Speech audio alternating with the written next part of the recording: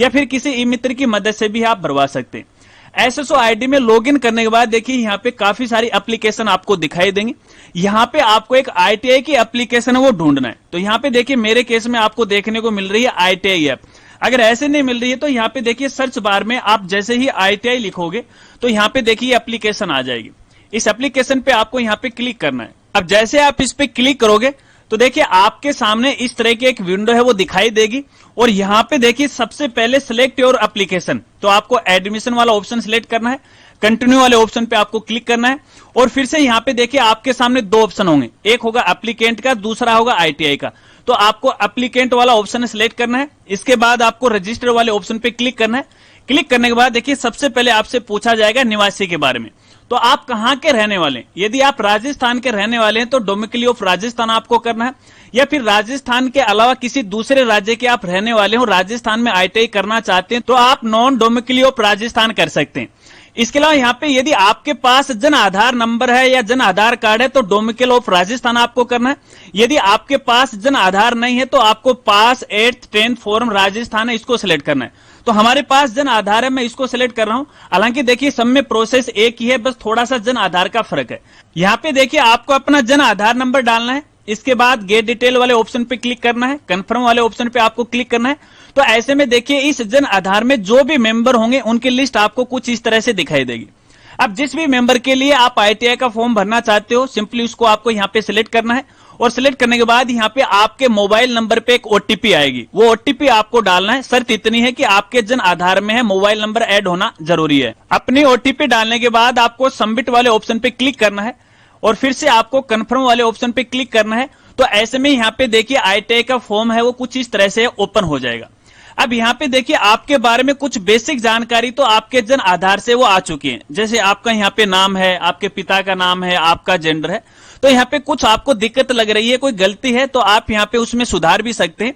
इसके बाद आगे यहाँ पे आपका कोई भी एक मेल आईडी है वो देना है और ध्यान रखना ये मेल आईडी एक्टिव होनी चाहिए, भविष्य में इसी मेल आईडी पे है नोटिफिकेशन आने वाले हैं। इसके बाद आगे यहाँ पे देखिए कोर्स के बारे में पूछा गया है, ट्रेड के बारे में पूछा गया है। तो आपकी योग्यता क्या है अधिकतम, उस योग्यता को आपको यहाँ पे सिलेक्ट करना है। यदि आप 8वीं रखते हैं तो 8वीं वाले के हिसाब से आपको ट्रेड मिलेंगे। यदि 10वीं बेस पे आप आईटीआई करोगे तो 10वीं बेस के आधार पर आपको ट्रेड हो मिलेंगे। तो मैं यहाँ पे कक्षा 10वीं को है सिलेक्ट कर लेता हूँ। ओके वाले ऑप्शन पे आपको क्लिक करना है, सबमिट वाले ऑप्शन पे आपको क्लिक करना है, फिर से आपको कंफर्म वाले ऑप्शन पे क्लिक करना है, तो आपकी ये स्टेप वो कंप्लीट हो जाएगी। इसके बाद आपको आगे click here to fill marks वाले ऑप्शन पे क्लिक करना है, कंफर्म वाले ऑप्शन पे क्लिक करना है। इसके बाद आगे आपको यहाँ पे कक्षा 10वीं की जानकारी भरना है और सबसे पहले यहाँ पे आपने कक्षा 10वीं कौन से राज्य से पास की थी वो राज्य आपको सिलेक्ट करना है। कौन सा आपका बोर्ड रहा है वो बोर्ड सिलेक्ट कर लीजिएगा। कौन से साल में आपने कक्षा 10वीं पास की है वो सिलेक्ट कर लीजिएगा। आपके रोल नंबर कितने थे वो आपको यहाँ पे भरना है। मार्क्स था या सीजीपीए था, आवश्यकता के अनुसार सिलेक्ट कर लीजिएगा। मैक्सिमम मार्क कितना था यानी टोटल पूर्णांक कितना था, टोटल पूर्णांक आपको डालना है। टोटल पूर्णांक में से आपके कक्षा 10 में कितने अंक आए हैं वो आपको यहाँ पे डालना है। और इसी तरह से यहाँ पे मैथ की डिटेल और साइंस की डिटेल भरनी। यदि आपके मैथ और यहाँ पे साइंस नहीं रहा है तो आप यहाँ पे मार्क्स में 0 है वो भर सकते हैं। इसके अलावा यहाँ पे आपकी जो मैक्सिमम या हाईएस्ट जो क्वालिफिकेशन वो क्या है उसकी डिटेल आपको यहाँ पे भरनी। यदि आपने कक्षा 12वीं या फिर कॉलेज को पास कर रखा है तो वो जानकारी आपको यहाँ पे भरनी है। सेम की सेम जो ऊपर जानकारी भरवाई गई है सेम के सेम कॉलम आपको नीचे नजर आ रहे हैं। इसके बाद आपको सेव एंड कंटिन्यू वाले ऑप्शन पे क्लिक करना है, कंफर्म वाले ऑप्शन पे क्लिक करना है, तो आपकी ये स्टेप है वो कंप्लीट हो जाएगी। अगली स्टेप आ जाएगी। देखिए इस फॉर्म की 5-6 स्टेप हैं, सभी स्टेप को आपको कंप्लीट करना है। तो यहाँ पे इसकी जो सेकंड स्टेप है वो है पर्सनल डिटेल।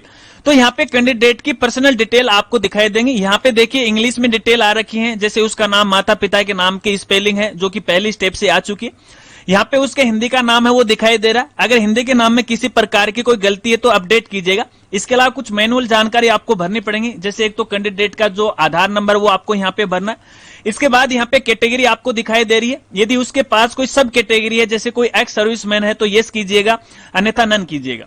इसके अलावा यहाँ पे जो कैंडिडेट है उसमें कोई शारीरिक विकलांगता का दोष है तो ये सिलेक्ट कर लीजिएगा, अन्यथा आपको यहाँ पे नन करना है। इसके बाद कैंडिडेट का धर्म कौन सा है वो सिलेक्ट कर लीजिएगा। इसके बाद कैंडिडेट की वैवाहिक स्थिति कैसी है वो सिलेक्ट है वो कर लीजिएगा, और निवासी तो ऑटोमेटिक आ जाएगा। इसके बाद आपको सेव एंड कंटिन्यू वाले ऑप्शन पे क्लिक करना है, कंफर्म पे क्लिक करना है, तो आपकी स्टेप कंप्लीट हो जाएगी। नेक्स्ट स्टेप आ जाएगी।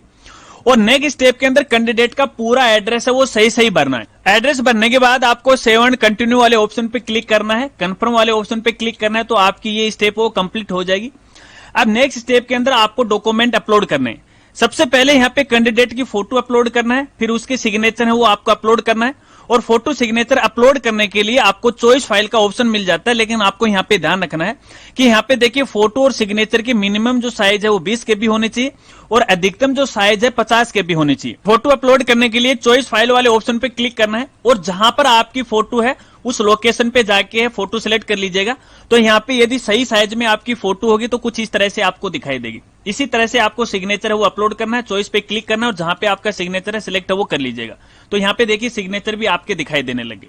इसके बाद यहाँ पे देखिए कुछ डॉक्यूमेंट आपको यहाँ पे अपलोड करने हैं। क्या क्या डॉक्यूमेंट आपको अपलोड करना है? एक तो आपका ओबीसी का जो सर्टिफिकेट है, एक आपकी 10th की जो मार्कशीट है, इसके अलावा आपका जो मूल निवास है वो आपको अपलोड करना है, अपना आधार कार्ड की फोटोकॉपी है वो आपको यहाँ पे अपलोड करना है। इसके अलावा यहाँ पे देखिए आपके जो डॉक्यूमेंट है यानी कक्षा 10वीं की मार्कशीट के ऊपर जो आपका नाम है और यहाँ पे जैसे आपका कास्ट सर्टिफिकेट है, आपका मूल निवास सर्टिफिकेट है, उसमें नाम अलग है, भिन्नता है, चाहे वो खुद का हो या माता पिता का नाम क्यों ना हो, अगर उसमें कोई डिफरेंस है तो ऐसी स्थिति में आपको ये जो एफिडेविट है वो अपलोड करना है। और एफिडेविट इनकी जो ऑफिशियल वेबसाइट है वहां पे मिल जाएगा। जैसे इस साइट पे आप विजिट करोगे, इसका जो यूआरएल है आप यहाँ पे स्क्रीन पे वो देख सकते हो। तो यहां से आपको ये अपलोड है वो करना है। तो एक एक डॉक्यूमेंट अपलोड करने के लिए आपको फिर से चॉइस फाइल पे है वो क्लिक करना है और यहाँ पे जो सभी जो फाइल होंगे वो पीडीएफ या जेपीजी या पीएनजी में या जिप में भी है, आप यहाँ पे वो कर सकते हो। और फाइल की जो साइज होगी वो 100 KB से लेके है 150 KB तक वो रहने वाली है। तो चलिए मैं जल्दी से डॉक्यूमेंट अपलोड कर देता हूँ। तो यहाँ पे देखिए मैंने सभी डॉक्यूमेंट अपलोड कर दिए। एक बार डॉक्यूमेंट अपलोड होने के बाद आगे आपको देखने को मिल जाएगा डाउनलोड फाइल। अगर आप अपने अपलोडेड डॉक्यूमेंट को देखना चाहते हो तो डाउनलोड फाइल पे क्लिक करके वो देख सकते हैं। इसके बाद आपको सेव एंड कंटिन्यू वाले ऑप्शन पे क्लिक करना है। इसके बाद नेक्स्ट स्टेप है वो आ जाती है और इस स्टेप के अंदर आपको विकल्प है वो भरना पड़ेगा। यानी यहाँ पे आपको ITI कॉलेज का विकल्प है वो भरना पड़ेगा। अब यहाँ पे आप कौन सी ITI कॉलेज में है एडमिशन लेना चाहते हैं, गवर्नमेंट में लेना चाहते हैं या प्राइवेट में, तो आप अपनी आवश्यकता के अनुसार यहाँ से सिलेक्ट वो कर लीजिएगा। इसके बाद कौन से डिस्ट्रिक्ट में आप लेना चाहते हैं तो यहाँ से वो डिस्ट्रिक्ट है वो सिलेक्ट कर लीजिएगा। ठीक है, इसके बाद यहाँ पे ITI का नाम आपका वो दिखाई देगा। जिस प्रकार से आपने डिस्ट्रिक्ट को सिलेक्ट किया है उसी प्रकार से आपको यहाँ पे नाम दिखाई देगा। तो यहाँ पे देखिए मैं इसको सिलेक्ट कर लेता हूँ। इसके बाद यहाँ पे ट्रेड का नाम आपको सिलेक्ट करना है। आप कौन सी कैटेगरी से है या कौन सी ट्रेड से ITI करना चाहते हो यहाँ पे उसको सिलेक्ट है वो कर लीजिएगा। ठीक है, इसके बाद ऐड चॉइस पे आपको यहाँ पे क्लिक करना है। अब इसके बाद देखिए एक चॉइस तो हमारी यहाँ पे वो कंप्लीट हो चुकी है। ठीक है, अब इसके बाद आपको और अधिक कॉलेज को है यहाँ पे ऐड करना चाहिए, क्योंकि जितनी अधिक कॉलेज का नाम आप ऐड करोगे तो मान लेते हैं कि किसी एक कॉलेज में आपका नाम नहीं आता है तो दूसरी कॉलेज में आ जाएगा। अब दोबारा यहाँ पे कॉलेज ऐड करने के लिए फिर से आपको यहाँ पे अपना जो डिस्ट्रिक्ट है वो सिलेक्ट करना है। तो चलिए मैं डिस्ट्रिक्ट को सिलेक्ट कर लेता हूँ और इसी तरह से आपको यहाँ पे वो कर लेना। इसके बाद यहाँ पे आपको फिर से कॉलेज का नाम दिखाई देगा, तो यहाँ पे इसको सिलेक्ट कर लीजिएगा। और ट्रेड कौन सी रहेगी वो ट्रेड को यहाँ से सिलेक्ट कर लीजिएगा। एड चॉइस पे आपको यहाँ पे क्लिक करना है। बारी बारी करके है आप अपने आवश्यकता के अनुसार यहाँ पे सभी कॉलेज को सिलेक्ट कर लीजिएगा। कॉलेज सिलेक्ट करने के बाद आपको फिर से सेव एंड कंटिन्यू वाले ऑप्शन पे क्लिक करना है। तो यहाँ पे देखिए एक बार आपका जो फॉर्म आपने भरा है उसका प्रीव्यू आपको दिखाई देगा। एक बार आप अपने डिटेल है वो सही तरीके से चेक कर लीजिएगा। अगर यहाँ पे किसी डिटेल में कोई गलती रह गई है और अब आपको यहाँ पे पता लगा है तो जिस स्टेप में गलती रही है उस स्टेप पे आपको क्लिक करना है। वापस आप उसी स्टेप में चले जाओगे, अपनी जानकारी को अपडेट कीजिएगा और लास्ट में यहाँ पे आ जाएगा। और लास्ट में आने के बाद यहाँ पे देखिए इनकी घोषणा दी गई है। तो यहाँ पे ये बॉक्स है, इस पर आपको यहाँ पे टिक लगाना है। फाइनल लॉक एंड सबमिट वाले ऑप्शन पे आपको यहाँ पे क्लिक करना है। ध्यान रखना फॉर्म एक बार आप लॉक कर दोगे तो उसके बाद है आप फॉर्म में किसी प्रकार का कोई है संशोधन नहीं कर पाओगे। इसलिए लॉक करने से पहले सभी जानकारी है आप अच्छी तरह से वो चेक कर लीजिएगा। तो मैं यहाँ पे लॉक एंड सबमिट वाले ऑप्शन पे क्लिक करता हूं। जैसे मैंने यहाँ पे इसको क्लिक किया, क्लिक करने के बाद यहाँ पे देखिए हमारा जो फॉर्म है वो कंप्लीट हो गया है। हालांकि अभी तक फाइनल रूप से कंप्लीट नहीं हुआ है क्योंकि लास्ट में यहाँ पे देखिए लॉक वाला ऑप्शन है वो गायब हो चुका है। अब इसके बाद आपको यहाँ पे पेमेंट करना पड़ेगा और पेमेंट करने के लिए यहाँ पे आपको पे नाउ का ऑप्शन मिल जाता है। इस पर आपको यहाँ पे क्लिक करना है। क्लिक करने के बाद एक बार फिर से आपकी डिटेल कुछ इस तरह से वो दिखाई देगी। और यहाँ पे देखिए अगर आप ऑफलाइन चालान जमा करवाना चाहते हो ई मित्र की मदद से तो यहाँ पे देखिए आपको download challan and kindly visit your nearest e Mitra counter to pay the fees, ठीक है। जब आप इस पे यहाँ पे क्लिक करोगे तो क्लिक करने के बाद यहाँ पे देखिए चालान है वो जनरेट हो जाएगा। तो मैं आपको इसको ओपन करके वो दिखा देता हूँ। देखिए इस तरह का है वो चालान आएगा। यहाँ पे देखिए आपका चालान नंबर है, ठीक है। तो ई मित्र की मदद से आप अपना चालान है वो भी जमा करवा सकते हैं, या फिर आप खुद है इसकी पेमेंट करना चाहते हैं तो मेक पेमेंट का ऑप्शन आपको मिल जाएगा और प्रोसीड वाले ऑप्शन पे आपको क्लिक करना। तो यहाँ पे देखिए फीस आपको दिखाई दे रही है। जैसे आप प्रोसीड वाले ऑप्शन पे क्लिक करोगे तो आपको ये इस तरह से पेमेंट गेटवे पे वो लेके जाएगा। अब यहाँ पे देखिए पेमेंट के कई विकल्प हैं।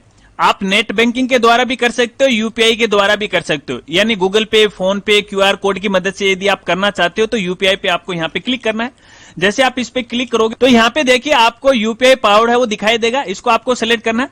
पे नाउ वाले ऑप्शन पे आपको क्लिक करना है। थोड़ा सा आपको यहाँ पे वेट करना है। इसके बाद आपको यहाँ पे ये ऑप्शन है वो सेलेक्ट कर लेना है। यहाँ पे आपके जो भी यूपीआई आईडी है वो यूपीआई आईडी आपको यहाँ पे डालना है। उसके बाद प्रोसीड टू पे वाले ऑप्शन पे क्लिक करना है। तो इसके बाद देखिए आपका जो गूगल पे या फोन पे की आपने यूपीआई आईडी डाली है उस पे एक नोटिफिकेशन आएगा, उसको ओके कीजिएगा।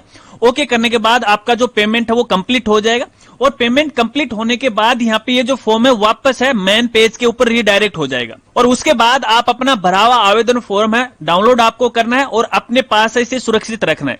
जब आप यहाँ पे देखिए आपका एडमिशन किसी कॉलेज में फाइनल हो जाएगा तो व्यक्तिगत जाके आपको ये फॉर्म और दस्तावेज वो भी जमा कराने पड़ेंगे। तो यहाँ पे देखिए मैं पेमेंट नहीं कर रहा हूँ क्योंकि आपके लिए केवल एक ये डेमो वीडियो थी। मैं इसको यहाँ पे है कैंसिल कर रहा हूँ यहाँ पे। तो चलिए मैंने इसको कैंसिल कर दिया। यस, मैंने इसको यहाँ पे है ये सेलेक्ट है वो कर लिया। तो वापस ये उसी पोर्टल पे रीडायरेक्ट हो जाएगा। तो आप यहाँ पे देख सकते हैं कि हमारा जो पेमेंट है वो फेल हो गया। अब यहाँ पे देखिए ये स्टेप को मैंने इसलिए भी आपको करके दिखाया क्योंकि हो सकता है कि आपने पेमेंट कर दिया, आपका पेमेंट है वो फेल हो गया और बैंक से पैसे आपके कट गए, तो आपको टेंशन नहीं लेना है। 24 घंटे का आपको वेट करना है। 24 घंटे के बाद यहाँ पे अगर आप इसका स्टेटस देखोगे ना तो यहाँ पे वो वेरीफाइड मिलेगा। अगर फिर भी नहीं मिलता है तो आप इनकी हेल्पलाइन नंबर है यहाँ पे मैं आपको दिखाना चाहूंगा। इनकी हेल्पलाइन नंबर है, यहाँ पे आपको कॉल करना है। कॉल करने के बाद आपका समाधान है वो कर दिया जाएगा। अब यहाँ पे मान लेते हैं कि यहाँ से आपका जो फॉर्म है वो डाउनलोड नहीं हुआ, आपने कंप्लीट पेमेंट कर दिया, फॉर्म भी कंप्लीट भर गया। तो यहाँ पे देखिए इनकी ऑफिशियल वेबसाइट पे जाके आप अपना जो फॉर्म है वो देख भी सकते हैं। अब यहाँ पे इनका जो लिंक है कुछ इस तरह से, ये लिंक आपको वीडियो के डिस्क्रिप्शन में भी मिल जाएगा।